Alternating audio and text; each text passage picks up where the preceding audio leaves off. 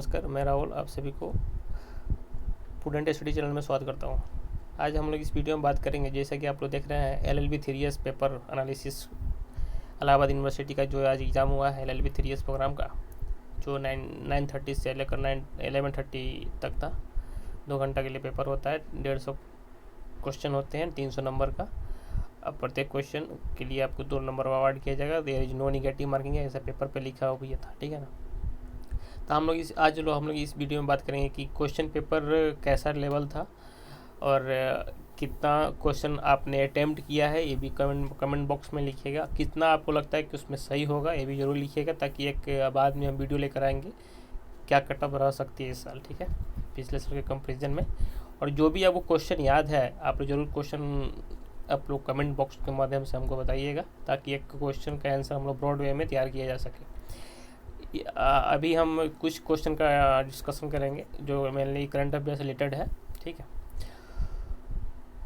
तो मैं भी एग्ज़ाम दिया हूँ, इसलिए मुझे कुछ क्वेश्चन पता है, याद आ रहा है, तो हमने सोचा कि इसको आंसर इसका मतलब डिस्कशन किया जा सके, ताकि मतलब आप सभी के माध्यम से हम क्वेश्चन और लोगों को पहुँचा सके कि ऐसा ऐसा क्वेश्चन पूछा गया है, ठीक है। चलिए लेट से स्टार्ट करते हैं, क्या क्या क्वेश्चन पूछा गया था। एक तो क्वेश्चन था आपको मीराबाई चानू से रिलेटेड, एक नीरज चोपड़ा से रिलेटेड क्वेश्चन था, एक सीडेक्स से क्वेश्चन था, ठीक है, एक NRC का फुल फॉर्म पूछा था, ठीक है, और एक सार्क में कौन सा नेशन, मतलब निम्नलिखित में से सार्क कौन सा मेंबर नहीं है, क्वेश्चन पूछा था, ठीक है। और मीराबाई चानू जो वेट लिफ्टर थी, मतलब उस समय कितना वेट उन्होंने उठाया था, उसका उस पर एक क्वेश्चन था, ठीक है। और क्वेश्चन से भी क्वेश्चन, मेनली हम करंट अफेयर का क्वेश्चन भी डिस्कशन करते हैं। चलिए देखते हैं, उसके आंसर के साथ आपको मैं क्वेश्चन डिस्कशन कर रहा हूँ, ठीक है। पहला क्वेश्चन था एक सीडेक से रिलेटेड, ठीक है ना। सीडेक का फुल फॉर्म होता है centre for development of advance computing. वो क्वेश्चन था सीडेक किस मंत्रालय के अंतर्गत फॉल करती है, ठीक है। तो इसका ऑपरेटिंग एजेंसी है ministry of electronic and information technology, government of India. आप लोग यहाँ पर नीचे देख सकते हैं, ठीक है, इसमें सीडेक फॉल करती है। दूसरा क्वेश्चन था, लिस्ट सी, ठीक, नीरज चोपड़ा वाला क्वेश्चन था। इसमें था क्वेश्चन कि नीरज चोपड़ा जो है उनका कोच कौन था, ठीक है। जो जुवेनाइल थ्रोवर नीरज चोपड़ा जो गोल्ड मेडल लेकर आए हैं टोक्यो ओलंपिक 2020 में, जहाँ टोक्यो में हुआ था, उसका कोच कौन थे। तो यहाँ पर देख सकते हैं, कोच का नाम है क्लॉज बर्टोनिएट्स, आई थिंक कि मेरा प्रोनाउंसिएशन सही हो, वे हॉन। तो यह एक फॉरेन कोच लग रहा है, ठीक है। तो ये ऑप्शन में था, जो जिन्होंने यह टच किया था आंसर उनका सही होगा, ठीक है। नेक्स्ट क्वेश्चन देखते हैं, मीराबाई चानू से रिलेटेड क्वेश्चन है, जो वेट लिफ्टर है। देखिए,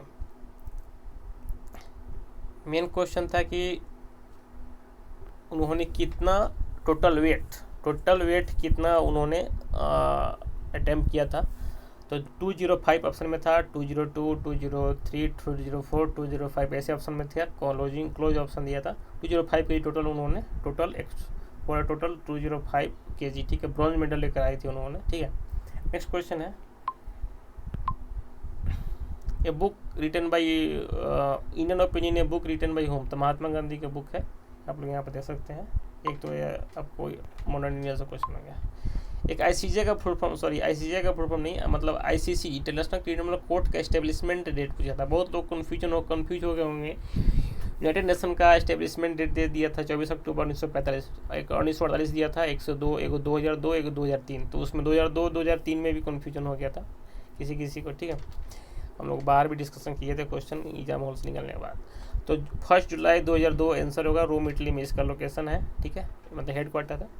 तो इसका आंसर देख सकते हैं, 1 जुलाई 2002 में इसका एस्टेब्लिशमेंट होता है। क्वेश्चन एक पूछा था।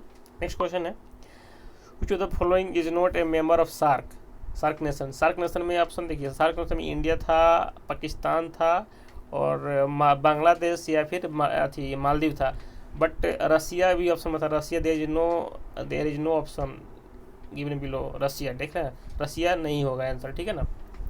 ओके, इस तरह के सेम क्वेश्चन था कि एक मतलब आपको रीजनिंग में पैटर्न का क्वेश्चन था कि निम्नलिखित में से कौन जो था 3 सिमिलर है और एक डिफरेंस होना चाहिए।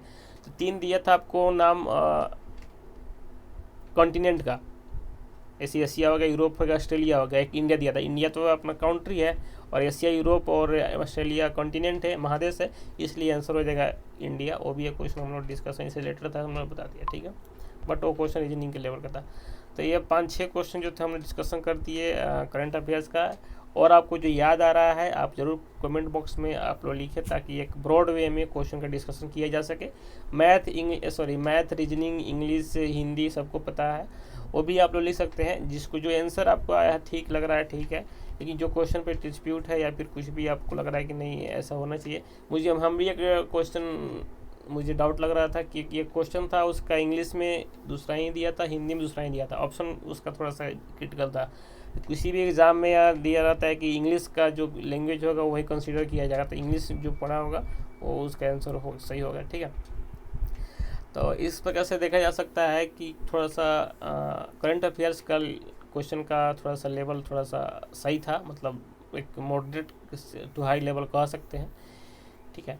और बुनान इंडिया मॉडरेट लेवल का था क्वेश्चन, उतना सबको आता है, ठीक है। और हिंदी इंग्लिश भी उतना खास नहीं था, ठीक है। कुछ क्वेश्चन इंग्लिश में जो थे थोड़ा सा मतलब आइडियम्स एक्सप्रेशन वगैरह जो था, कुछ क्वेश्चन क्लोज ऑप्शन मतलब वाला था, ठीक है। और जहाँ तक बात करें आपको लीगल एप्टीट्यूड का, उसमें 50 में 49, 48 सही करने वाला था, ठीक है। इस जो अटेम्प्ट इतना सेक्शन अटेम्प्ट किया होगा लास्ट का 50 क्वेश्चन, उनका स्कोर हमको लगता है अच्छा जाएगा। तो आप मुझे लगता है कि 100 प्लस क्वेश्चन ज़रूर सही होना चाहिए, 110-20 के आसपास ज़रूर सबका सही होना चाहिए, क्योंकि लास्ट का 30 क्वेश्चन मतलब ओवर देखा जाए तो 30 क्वेश्चन जो कुछ थे जो क्रिटिकल थे, उसमें करंट अफेयर्स इंक्लूड किया जा सकता है, ठीक है। बट कुछ क्वेश्चन आर्टिकल से भी थे, जैसे कि आपको क्वेश्चन आर्टिकल से क्वेश्चन पूछा था कॉन्स्टिट्यूशन से कि अटॉर्नी जनरल कौन सा आर्टिकल में आता है, तो 76 में आता है। एक क्वेश्चन ये भी था कि डेफिनीशन कॉन्स्टिट्यूशन में डेफिनीशन कौन सा आर्टिकल में फॉलो करता है, तो आपको 394 एक ऑप्शन था, वो सही हो जाएगा, ठीक है। राष्ट्रपति वाइस प्रेसिडेंट से जरूर क्वेश्चन आता है या राष्ट्रपति से जरूर क्वेश्चन आता है। राष्ट्रपति से क्वेश्चन ये था कि कॉलेजियम सिस्टम में इलेक्टोरल कॉलेज में कौन कौन पार्टिसिपेट करता है, उसमें एक ऑप्शन था कि इलेक्टेड मेंबर ऑफ पार्लियामेंट, यानी कि both house of parliament, elected member of both house of parliament and elected member of legislative assembly of state, there is no provision nominal member, only elected member can be participate in the electoral college of president of India। तो जो elected member हो गए राष्ट्रपति के electoral college में कौन कौन होते हैं, एक होते हैं पार्लियामेंट के दोनों हाउस के, और एक नहीं मतलब जितने भी मेंबर होते हैं इलेक्टेड मेंबर पार्लियामेंट के दोनों हाउस के और लेजिस्लेटिव असेंबली यानी कि विधानसभा के जो स्टेट के होते हैं उसके इलेक्टेड मेंबर पार्टिसिपेट करते हैं। तो प्रेसिडेंट से रिलेटेड 3 क्वेश्चन थे, ठीक है। और एक क्वेश्चन था कि वाइस प्रेसिडेंट ओथ किससे लेता है, तो प्रेसिडेंट से लेता है, और प्रेसिडेंट लेते हैं आपको CGI से। एक क्वेश्चन था। एक क्वेश्चन था आपको कि Hiralal J Kania was the first chief justice of India. Question ये था कि उसका आंसर मैंने बता दिया, हीरालाल जे कानिया होगा कि first chief justice of India कौन थे, तो हीरालाल जे कानिया। ये सब तो क्रिटिकल क्वेश्चन, मतलब ये सब क्वेश्चन हमेशा लॉ के एग्जाम में फॉल करता ही है। ये सब क्वेश्चन अगर आप अटेम्प्ट नहीं कर रहे हैं तो फिर आपका मार्क्स कम जाएगा, ठीक है। और मेनली क्वेश्चन से बात करें, क्या नाम है, आप कॉन्स्टिट्यूशन में 2-3 क्वेश्चन जो थे थोड़ा सा पढ़ के अच्छे से अटेम्प्ट करने वाला था। एक कंटेम्प्ट ऑफ पार्लियामेंट से रिलेटेड एक क्वेश्चन था, प्रिविलेज वाला, ठीक है। उसके क्वेश्चन हमको एग्जैक्ट ऑप्शन याद नहीं आ रहा, तो उसका मैं आंसर बता देता, ठीक है। और कॉन्स्टिट्यूशन का बात करें तो कॉन्स्टिट्यूशन में